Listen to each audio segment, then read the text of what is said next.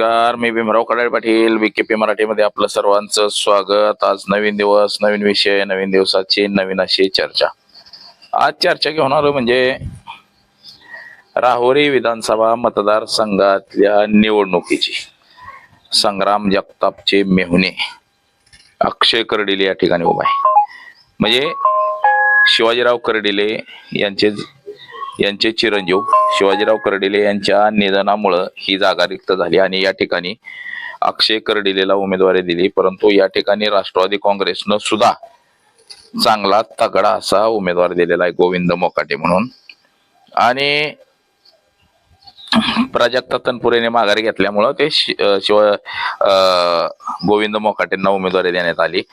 परंतु आता तिथं वारं फिरलंय असं लोकांचं एकंदरीत मत आहे की अक्षय कर्डिलेचा पराभव होईल आणि गोविंद मोकाटे हे विजयी होतील तिथं. म्हणजे अशी सध्याची चर्चा आणि परिस्थिती सुरू आहे. म्हणजे भारतीय जनता पक्षाला तो सगळ्यात मोठा धक्का बसणार आहे. जरी शिवाजी कर्डिले यांचं निधनामुळं थोडे लोकांच्या मनात भावना जरी असली तरी शेवटी मतदार आहेत भारतीय जनता पक्षाच्या विरोधात जे असणारी लोक, बराच काय गोष्टी यामुळं लोकांची नाराजी मोठ्या प्रमाणात आहे. त्यातच प्राजक्ता तनपुरे हे सुद्धा किंगमेकरच्या भूमिकेत आहेत. भारतीय जनता पक्षानं त्यांना मॅनेज केलेलं आहे की 9 विधान परिषदेच्या ज्या जागा आहेत त्यापैकी त्यांना प्राजक्ता तनपुरेला एक जागा मिळू शकते असं बोललं जातंय. आणि नेमकं या ठिकाणी मतदार किती आहे काय आहे ह्याचीच आज आपण चर्चा करणार आहोत. तर चला, सर्वप्रथम आपण जर चॅनल सबस्क्राईब केला नसेल तर सर्वप्रथम चॅनल सबस्क्राईब करावा ही सर्वांना विनंती. आणि चला चर्चेला सुरुवात करूया.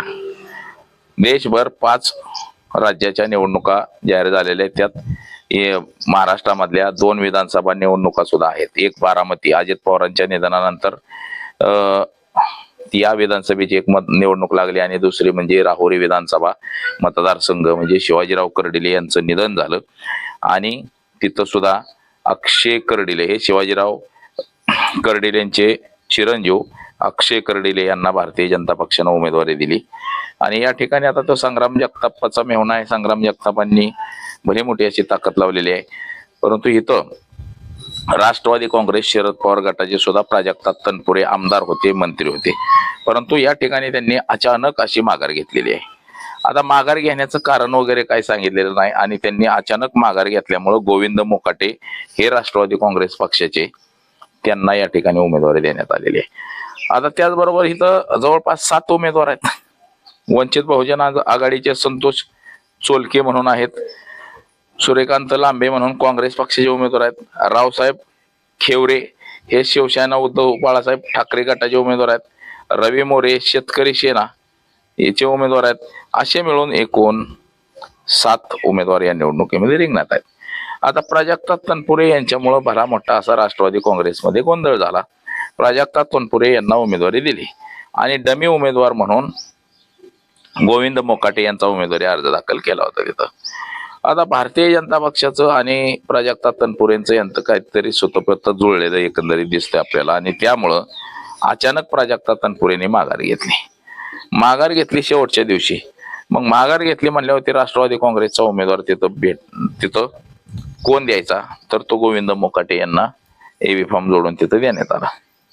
एबी फॉर्म जोडलेला होता, त्यांना तिथं उमेदवारी देण्यात आली शेवटच्या दिवशी.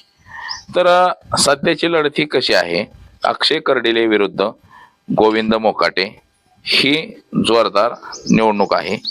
आणि या निवडणुकीमध्ये आता कोण बाजी मारतंय हे सुद्धा पाहणं गरजेचं आहे. परंतु नेमकं मतदार तिथं किती आहेत काय आहे हे सुद्धा आपण बघू. राहुरी विधानसभा मतदारसंघ जो आहे हा कायमस्वरूपी शिवाजीराव कर्डिले यांच्या पाठीशी उभा राहिला. परंतु त्यांच्या सत्तेला सुद्धा सुरुंग लावण्याचं काम हे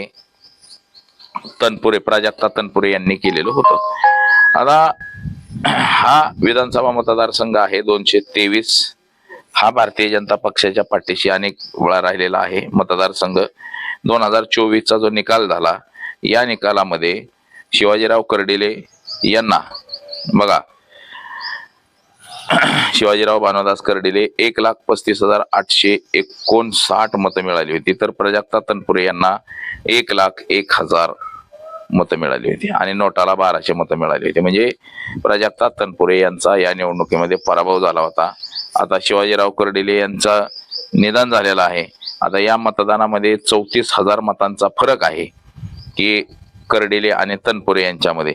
प्राजक्ता तनपुरे यांना 23,326 मतांनी एकदा प्राजक्ता तनपुरे विजयी झाले होते. तो सुद्धा निकाल एक आगळा वेगळा असा निकाल होता आणि त्यांना राज्यमंत्री सुद्धा मंत्रिमंडळात सुद्धा घेतलेलं होतं. तर बघा प्राजक्ता तनपुरे 2019 मध्ये जे निवडून आले होते, 2019 मध्ये बघा त्यांना 1,09,234 मतं मिळाली होती. तर भानुदास शिवाजीराव कर्डिले यांना 85,000 मतं मिळून पराभव झाला होता त्यांचा. म्हणजे 23,000 मतांनी तनपुरे हे त्यावेळेस जिंकले होते. पण सध्याची परिस्थिती आता 2026 आहे.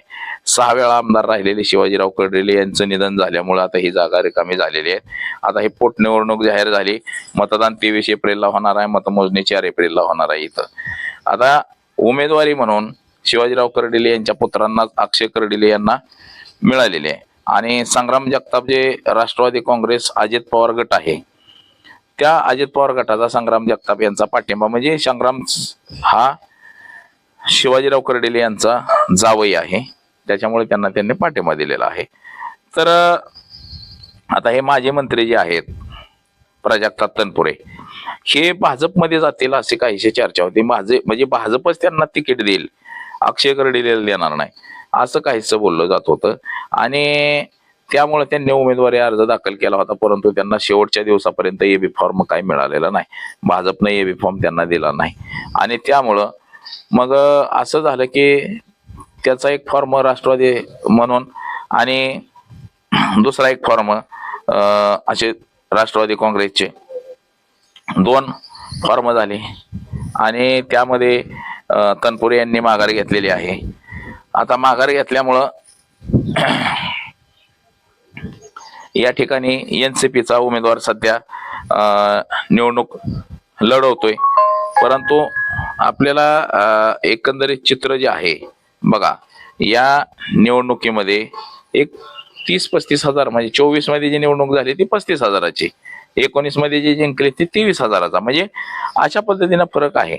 आता राष्ट्रवादी काँग्रेस शरद पवार गट आहे, यांनी सुद्धा ताकद निर्माण केलेली आहे, ताकद लावलेली आहे. तिथं तो आपला पारंपरिक मतदारसंघ, म्हणजे त्या ठिकाणी तनपुरे प्राजक्ता हे विजय झालेले होते आणि तशीच ताकद आपली आहे असं त्यांना दाखवून द्यायचंय. तर दुसरीकडे भारतीय जनता पक्षानं सुद्धा त्या तरुण अक्षय कर्डिलेला उमेदवारी दिलेली आहे. परंतु आता या ठिकाणचं जे वातावरण आहे, काहीच भारतीय जनता पक्षाच्या विरोधात वातावरण तयार झालेलं आहे. त्याचे कारण सुद्धा अनेक आहे. ते आपण जे पाहिले, देशामध्ये जे बंधुगिरीचं प्रमाण मोठ्या प्रमाणामध्ये वाढलेलं आहे, महिलांवरती लैंगिक अत्याचाराचं प्रमाण वाढलेलं आहे आणि हे सगळे महाराज लोक आहेत हे भारतीय जनता पक्षाच्या निगडीत आहेत.